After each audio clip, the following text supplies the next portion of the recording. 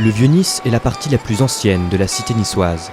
Certains habitants la nomment la vieille ville, d'autres Babazouk, en référence à l'expression arabe la porte du souk.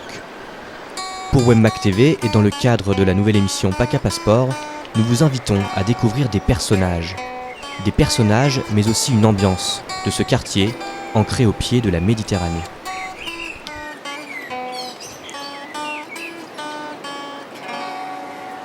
Ça sent le poisson frais.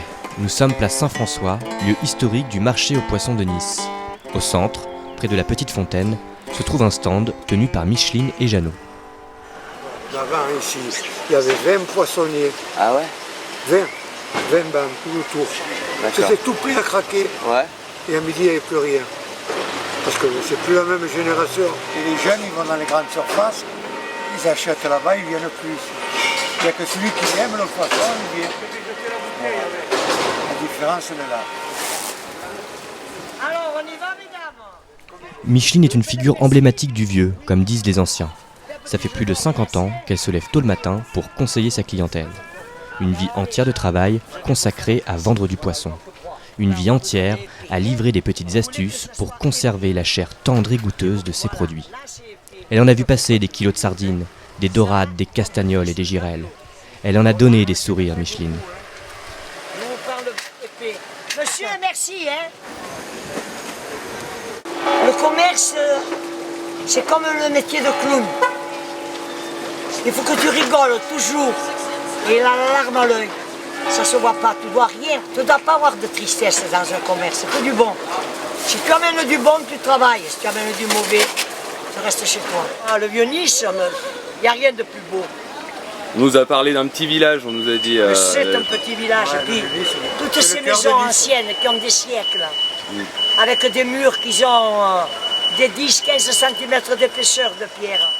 Regardez ça, comme c'est beau. Micheline a du franc-parler, et quand on la titille, elle sait aussi lever la voix. Alors là, détrompe-toi. C'est quoi votre avis? À mon avis, on a trop pêché. Tu me parles à moi, dis. Alors, allez taper les Chinois alors. Quoi? Allez taper les Chinois alors. Je te dis qu'on a trop pêché, nous. Mais allez les taper aux Chinois. Regarde les anchois et le thon qui est plus. Et alors, Pourquoi il est plus? qui c'est qui enlève le Parce thon? Vous avez vu ce qu'ils font avec les requins? Ils les attrapent, ils en coupent les ailes et ils les jettent à la mer. on le sait. Et ça, c'est des hommes, ça. Tu n'étais pas né, toi, qu'il faut le Et savoir. alors, Ça. ça fait 50 ans qu'ils le font. Depuis les années 70, le Vieux-Nice a lentement perdu son esprit village. Les tripiers ont disparu et ont laissé place au commerce traditionnel destiné aux touristes. Néanmoins, d'autres endroits comme le bar Le Sauveur gardent un caractère authentique. Martine, Philippe, Nico, Jean-Pierre, pour ne citer qu'eux, racontent leur histoire. On a repris le bar avec mon frère. Mon grand-père est du Vieux-Nice. Il est arrivé d'Italie dans le Vieux-Nice et on a voulu l'appeler par le nom Le Sauveur parce qu'il s'appelle Salvatore. Voilà, pour lui faire plaisir et pour sa reconnaissance. Il nous a quittés là, le 3 février. Il est parti en le voyant quand même. Hein. Et ça restera tout le temps, on essaiera de le garder au maximum. Le Sauveur en hommage au... Ah oui, ça c'est le grand-père. Hein. Et après on a gardé le bar typique du Vieux-Nice, quoi, avec les anciens niçois qui viennent parler encore niçois dans le bar, jouer au dé. La plupart du temps c'est les habitués. Les touristes un petit peu l'été, mais la plupart du temps c'est les habitués. Ouais. On travaille tous en famille, il y a mon frère, ma mère, ma belle-sœur, ma copine, on est tous en famille. J'ai passé les années 70 à Paris, après je suis revenu ici en 78 et depuis j'ai plus quitté. Et vous faites quoi? Je suis né ici, je suis à la retraite moi. Je suis à la retraite, sinon je travaillais dans l'hôtellerie. Avant il y avait plus de commerce de nourriture et de bouffe, il y avait des tripiers, il y avait des commerces de proximité. Voilà, des commerces de proximité, ils vendaient la morue trempée, ils vendaient des fromages de l'arrière-pays. Voilà, le verre, le milieu. Ouais. Et bien, c'était autre chose, il y avait des odeurs quoi, maintenant il n'y a plus d'odeurs. Le Vieux-Nice, il est assez circonscrit, si tu veux. Dès que tu vas sur le boulevard du Tramway, c'est le boulevard Jean Jaurès, tu sors de la vieille ville, et pour nous, tu vas en France. Quoi. Voilà, c'est très radical. Quoi. Voilà. Ça reste dans les quartiers. Les quartiers très populaires de Vieux-Nice, Riquier-le-Port, voilà. Et après, c'est que des Jacobins. Des Jacobins. Que vous me conseillerez comme endroit Dans la vieille ville, se balader dans toutes les ruelles en zigzag, parce que celle-là c'est la plus passante, celle-là c'est la rue droite. Tu vois, c'est marqué la carrière à Dretsch, ça veut dire qu'elle va direct à la mer. Au-dessus, c'est surtout des quartiers d'habitation, et là après, c'est des quartiers où il y a beaucoup de boutiques maintenant. Mais avant, tu pouvais trouver, il y avait des gens qui venaient même de l'arrière-pays pour acheter des pâtes fraîches. Là, c'est la rue du Collet. La rue du Collet. Voilà. C'est une rue qui a toujours été commerçante. Avant les hypermarchés, tout ça, il y a eu toujours le samedi et le dimanche, il y avait beaucoup de monde qui chose. Puis quand il y a eu les hypermarchés comme Carrefour ou quoi, ça a coulé le Vieux-Nice. C'était un hypermarché ouvert. Le tube, il était là, c'est où il y a le Jonathan maintenant. Tu vois. Ça a été ouvert en 68 jusqu'en 88, quand ils ont vendu, le patron a vendu à un Canadien qui s'appelait Jonathan et qui l'a revendu à une femme. Ils ont des groupes, mais c'est pas le même esprit que tu verras sur la cassette, où les gens venaient s'amuser, chanter, s'exprimer ou quoi. Là, t'écoutes et c'est du live. Tandis que nous, on avait une base où on avait un organisme ou un pianiste et qui accompagnait les gens pour pouvoir chanter.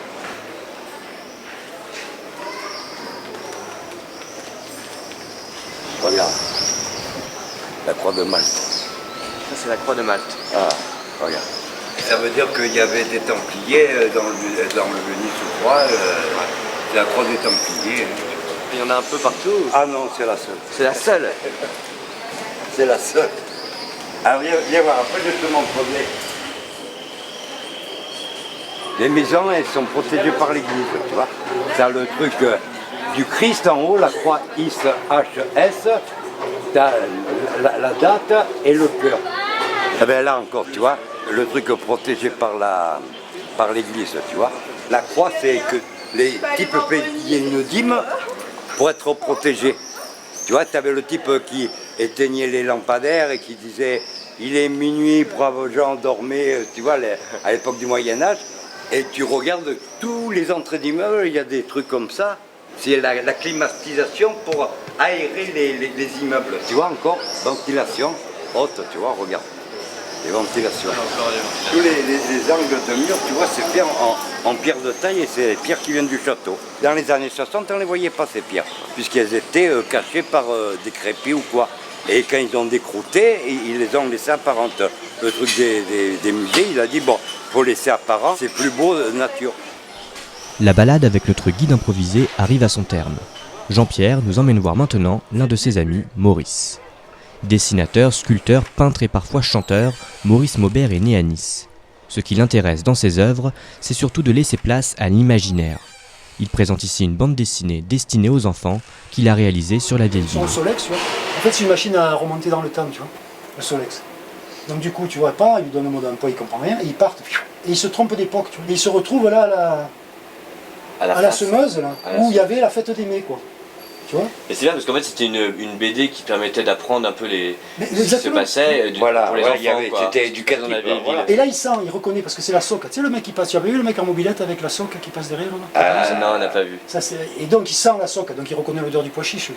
Ouais. Tu vois, donc il lui part derrière, il le suit, et il fallait sauter à saute-mouton sur le gars qui fait la colonne et faire tomber la colonne, celui qui gagne. Mais comme il y a eu des colonnes vertébrales. Des balles brisées, c'est interdit à jouer là, ça tu à vois, il y a le l'école. course à Léa, avant la soca, tu vois, Saléa, machin. Là, il y a encore un jeu, c'était avec des galets, et celui qui perd, l'autre, il devait le ramener chez lui sur le dos, tu vois. Donc les gamins, ils avaient un truc entre les mains. Voilà, ouais, sympa et éducatif. Et après, moi, je me suis dit, on le fait éditer à compte d'auteur et tout, mais c'est pas évident, parce que c'est pour distribuer dans les écoles, donc on va le vendre quoi en plus, c'est une BD de 20 pages, tu vois. C'est pas un album BD, donc c'est un peu délicat de le produire et de le distribuer, tout ça. Tu vois. Je dis, moi, tu peux me laisser tomber, elle est là, voilà.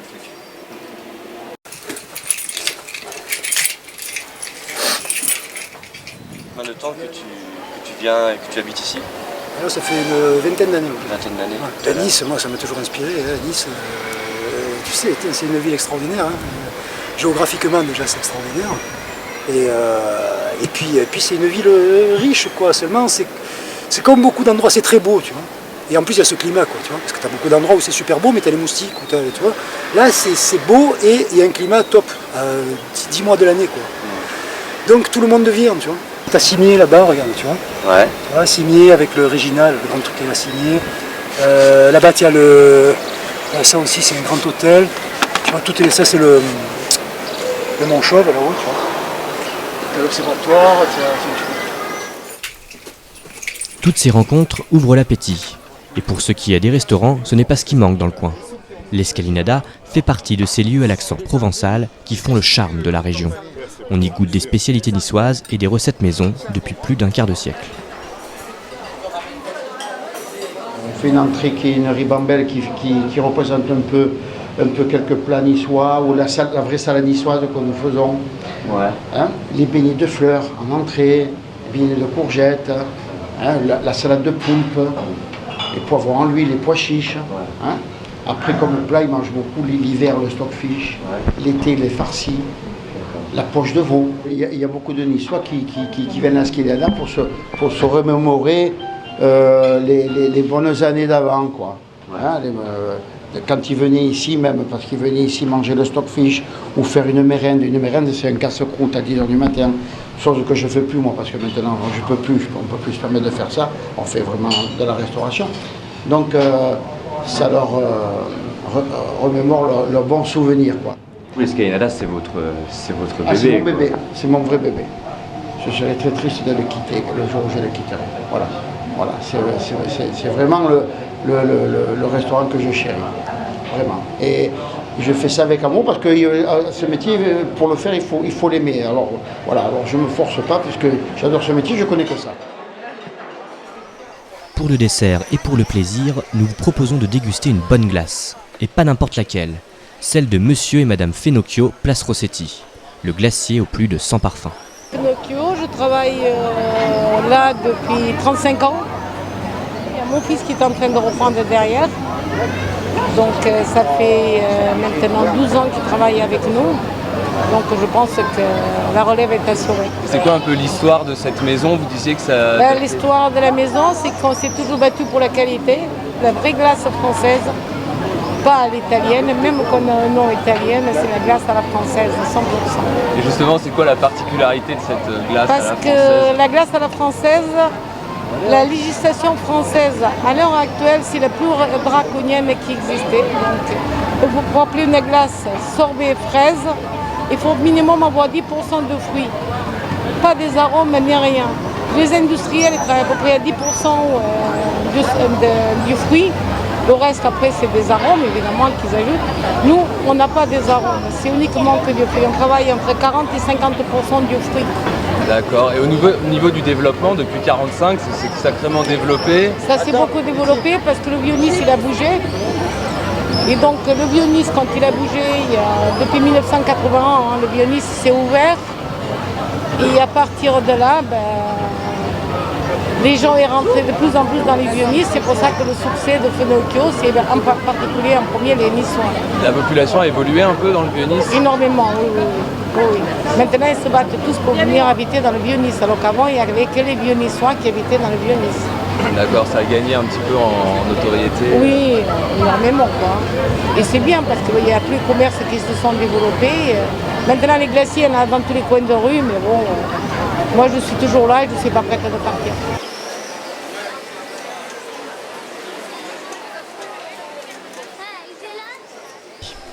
Dans ces rues qui se croisent aux murs ocre, jaune et rouge, nous faisons une nouvelle rencontre. Bébert, un ancien de la vieille ville.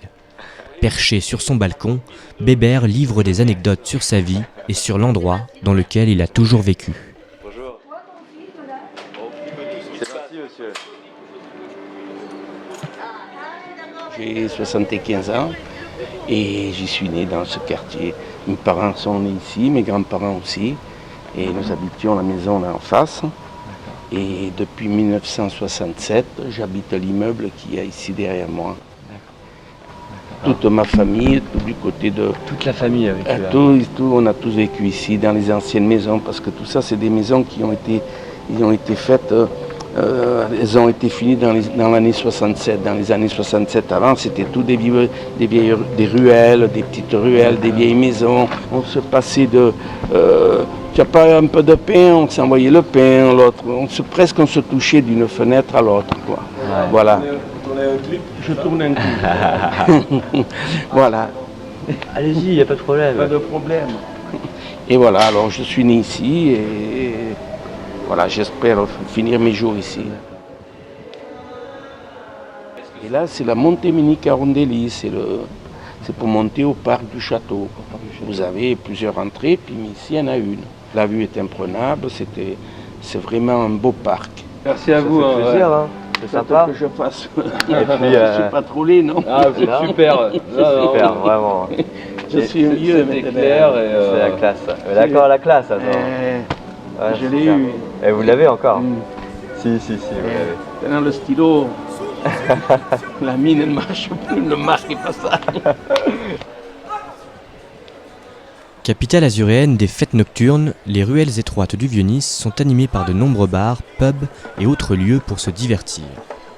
Pour finir cette petite visite de Babazouk, nous vous proposons de découvrir un groupe local de flamenco, Los Hermanos. Que cela soit à la terrasse d'un café ou sur le cours Aleya, ils grattent leur guitare et font trembler leur voix gitane.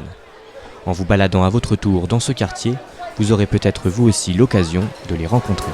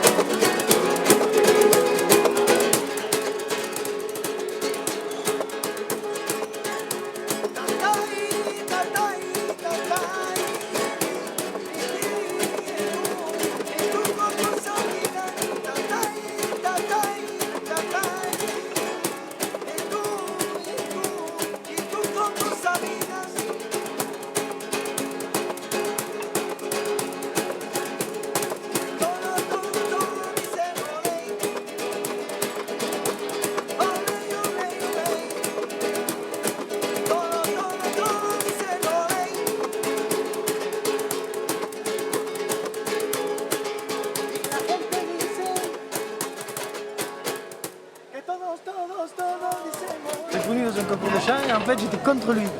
Et à la fin lui il est parti en finale, je dis si tu pars en finale je reste. Après on a monté un truc à deux. Lui il fait des accornements et moi je joue en contrebarré. Ça fait pas longtemps que je gratte et ça fait un moment que je chante déjà. Après nous on l'a dans le sang.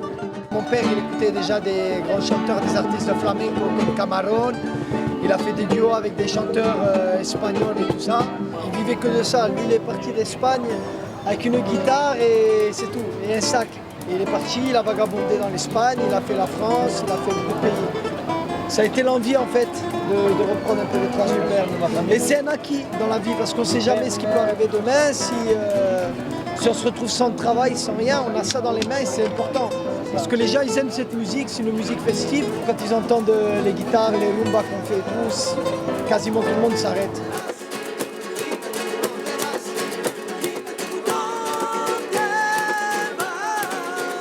Quand on est triste, on joue, ça nous met de la joie. Quand on est malheureux, ben, c'est bon, ça fait du bien. Il cherchait un soliste et moi j'étais là. Et puis j'ai rencontré un cousin, Antonio.